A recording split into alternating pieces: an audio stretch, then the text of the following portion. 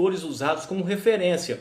Além deles, nós temos aí o Boécio, o Nicolau de Cusa, Jean-Paul Sartre, Friedrich Nietzsche, que podem ser boas referências para a problematização da fé e também da razão. Ou seja, e ainda mais que esses últimos aí que eu citei, eles são ateístas, né? Tirar um pouquinho do conhecimento deles e não pensar que nós somos todos do mesmo pensamento ou que nós temos que ter a mesma comunhão religiosa.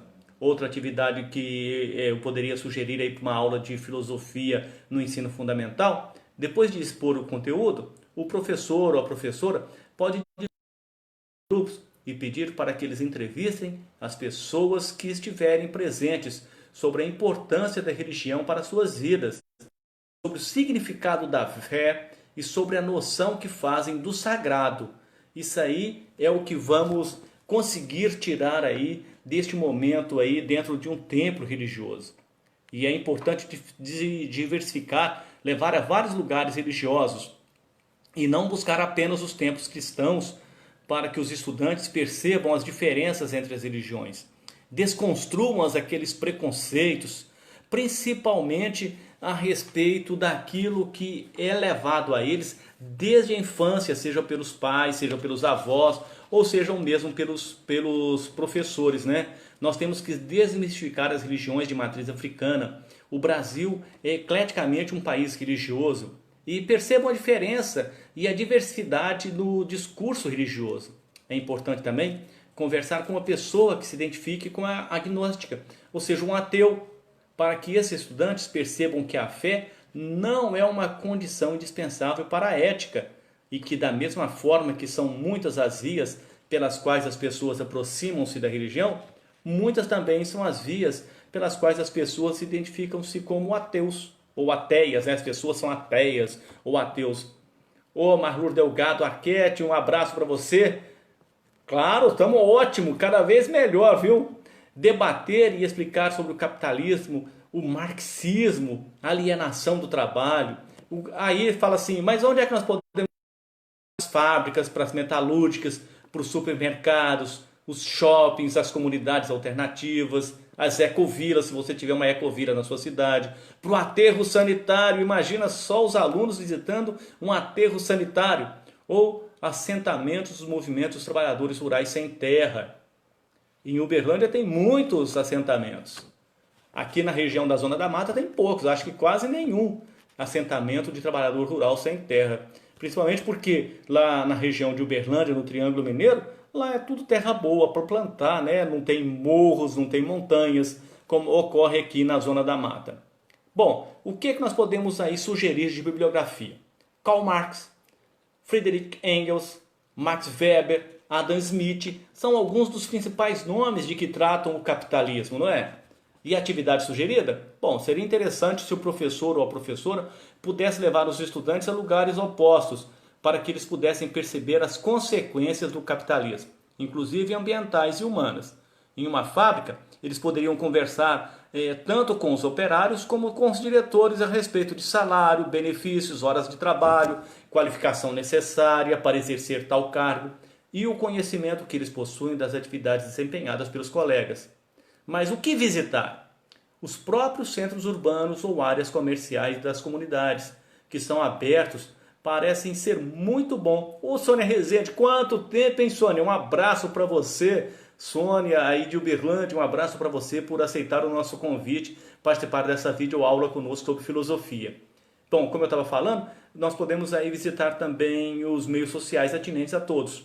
No outro extremo, temos as pessoas que vivem em aterros sanitários, em assentamentos do MST e pessoas em situação de rua. Você já parou para conversar com uma pessoa em situação de rua? Você já procurou entender o que a levou a viver?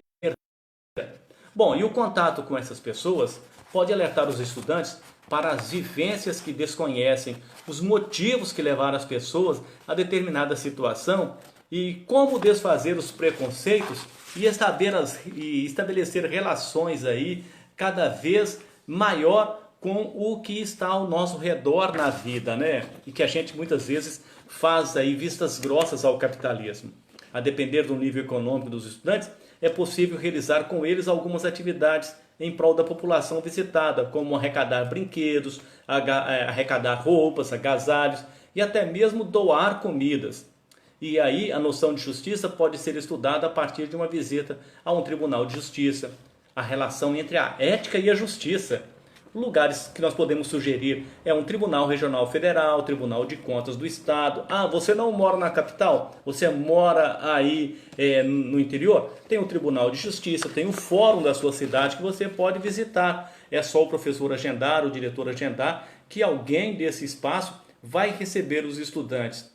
Mas qual seria a biografia sugerida quando a gente fala a relação entre a ética e a justiça?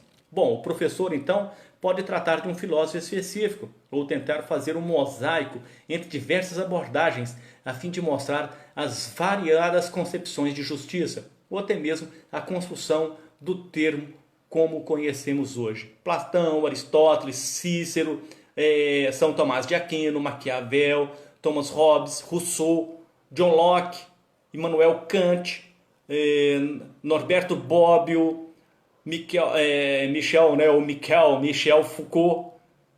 São vários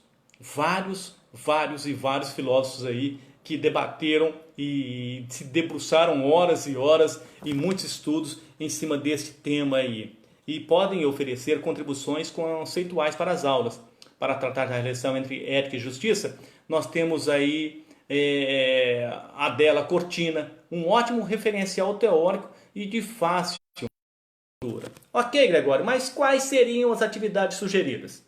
Tá bom, o professor aí pode pedir para que algumas pessoas que trabalhem diretamente com a justiça, advogado, promotor, juiz, para que façam uma breve exposição sobre as atividades que ele desempenha e o seu pensamento, o pensamento dessa pessoa que vai ser entrevistada sobre a justiça, além da particularidade jurídica do Brasil. Os alunos podem participar de alguma sessão ou audiência para saberem como são realizados os julgamentos. Em Uberlândia, o Tribunal de Justiça, ou a Justiça, o Poder Judiciário lá em Uberlândia, tem um trabalho muito bom que fala sobre isso, que leva as pessoas a conhecer um tribunal do júri. E é muito importante a pessoa entender esse processo um pouco. E os estudantes nada melhor do que despertar essa curiosidade. Além disso, o professor pode, de volta à escola, né, já que ele foi visitar lá o Tribunal de Justiça, ele pode pedir aos estudantes que realizem um júri simulado a respeito de algum problema teórico ou sobre algum tema atual na sociedade. Imagina só os estudantes de uma escola julgando o trabalho dos prefeitos, julgando o trabalho aí dos vereadores. Será que fundamento? Será que os vereadores teriam condições aí de mostrar o seu trabalho ou discutir com os alunos de uma escola sobre o seu papel na sociedade? Os alunos aí da rede municipal, ele teria condições de participar de uma sessão legislativa, conhecer o processo de como são formadas, são criadas, são discutidas aí as leis que regem. Seria uma boa aula prática para os estudantes do ensino fundamental. Conhecer a sua volta, entender que Câmara Municipal é diferente de prefeitura. Que um vereador não foi eleito para pagar conta de água, conta de luz do eleitor. Entender que o papel do prefeito é executar, é construir. Mas por que muitas cidades aí têm obras inacabadas e não concluídas? Que entra prefeito, sai prefeito, os problemas aí não se resolvem? Aí você fala assim, peraí, Gregor, você está falando de política ou está falando de filosofia? Não, estou tentando aí mostrar que é possível sim que um estudante de ensino fundamental possa participar ativamente do conceito de formação da sua cidade.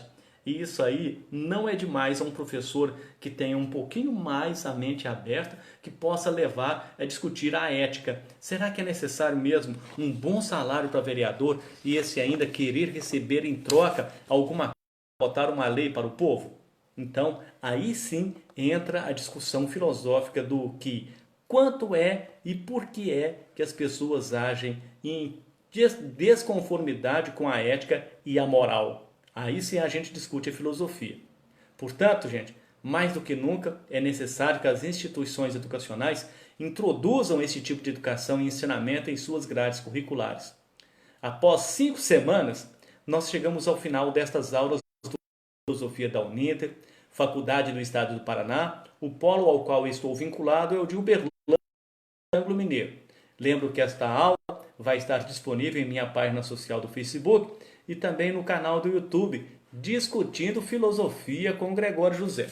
E eu quero convidá-lo a dar algum outro tema, a apresentar um outro tema para que nós possamos, nos próximos dias, voltar aqui nessa sala, nessa página do Facebook, discutir um pouquinho mais sobre como nós podemos introduzir o ensino e a educação da filosofia no ensino médio, no ensino fundamental e por que essa disciplina é tão importante, é tão motivadora. São inúmeras pessoas mundo afora aí que discutem vários temas, várias teses e nós, humildes seres humanos, humildes cidadãos, moradores da polis, moradores das cidades, nós temos aí que abrir as nossas mentes e discutir temas tão importantes: religião, ética, moral, política, urbanismo.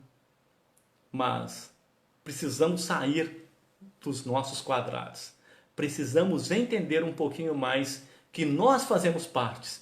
Nós somos seres humanos falantes, pensantes, e por pensar, nós temos que nos colocar os nossos ideais. Sabemos que é difícil? Sim. Mas é possível? Muito. Eu quero agradecer por você participar desta videoaula e nós encerramos aqui essa fase de estágio, mas esperamos debater outros temas. Façam as suas sugestões, discutem conosco, apresentem temas e voltaremos aqui à minha página do Facebook. Muito obrigado, Natalinha, muito obrigado, Samantha, muito obrigado por você ter participado aí conosco, você ter assistido essas nossas videoaulas. Eu quero agradecer imensamente essa contribuição que todos vocês aí nos ajudaram. Obrigado, Luciana, por me auxiliar aí nessas 5 videoaulas. Obrigado de coração mesmo e espero ter respondido um pouquinho, ou pelo menos colocado alguma coisa na sua cabecinha. Até a próxima videoaula, quando nos encontraremos aqui neste mesmo canal. Um abraço, gente!